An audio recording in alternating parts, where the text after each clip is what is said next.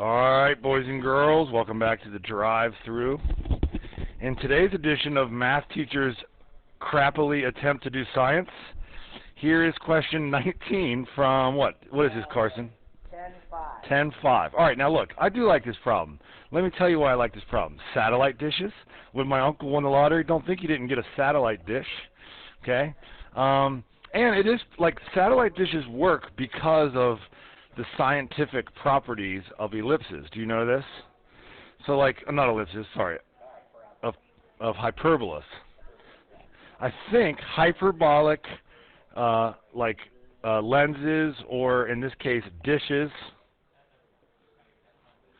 have this property. No matter what angle a wave or a signal comes in, it reflects it to a singular foci. Is this true, or am I making this up? I believe that's how they work. I think this is true. So this is what your satellite dish is doing. It's taking all these different waves that are out there, you know, with like Netflix on it or whatever, and it's bouncing it to this singular little port, and then that port's doing the magic and talking to your rectangular TV and giving you entertainment, so you don't have to learn math. You can just sit around and watch Netflix all day.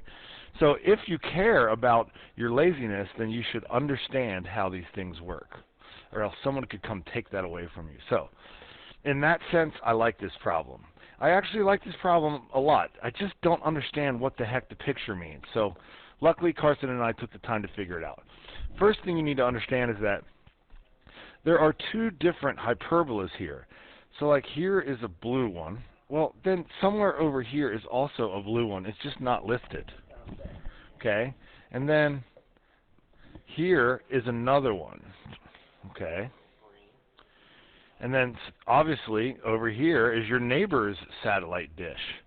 Although all satellite dishes face the same direction. Yeah, and it depends on like what provider you get, what direction they face.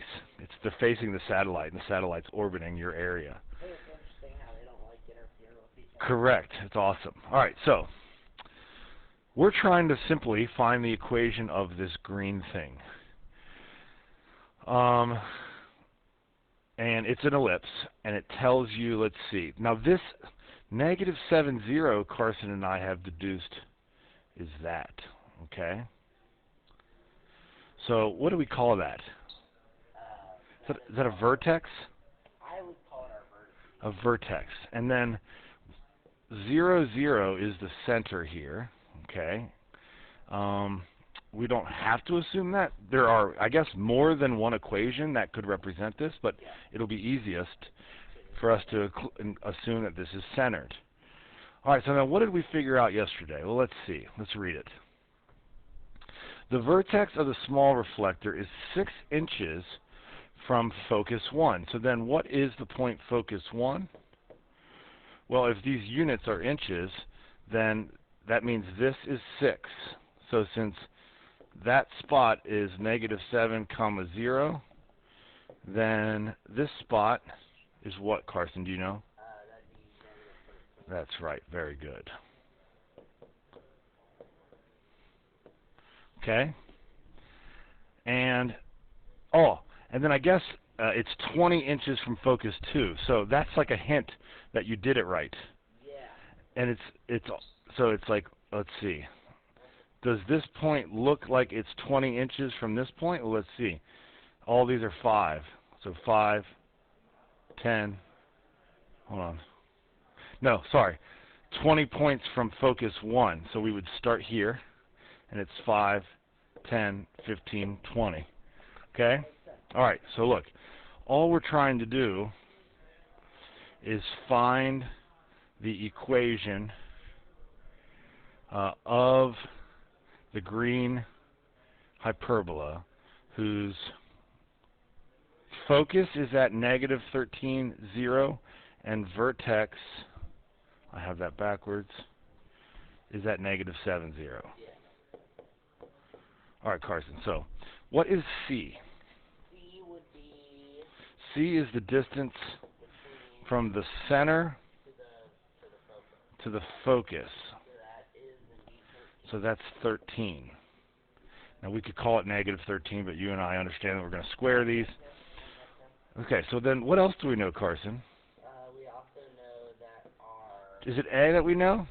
Yeah. I agree. Vertices, Yep, because it's a horizontal. that's going to be 7. So A is 7. Now we're just going to go ahead and do a little... So in a hyperbola, what's the relationship between A, B, and C? I believe it's a squared plus b squared Yes, it is. equals c squared. Whereas in an ellipse, it's A squared minus, right? Yeah. Whichever one's where A is bigger. All right, so we got 7 squared plus B squared is 13 squared. 49 plus b squared equals 69. That's going to be b squared is 120. Now look, just leave it. They don't want to know what B is. They want to know the equation of the ellipse. And the equation of the ellipse, yes, okay. So it's x squared over A squared So 49. plus Y squared. over B squared. Oh, it's a good thing we didn't waste our time rationalizing that. Yeah. Equals, 1. equals, 1. equals, Boom. boom.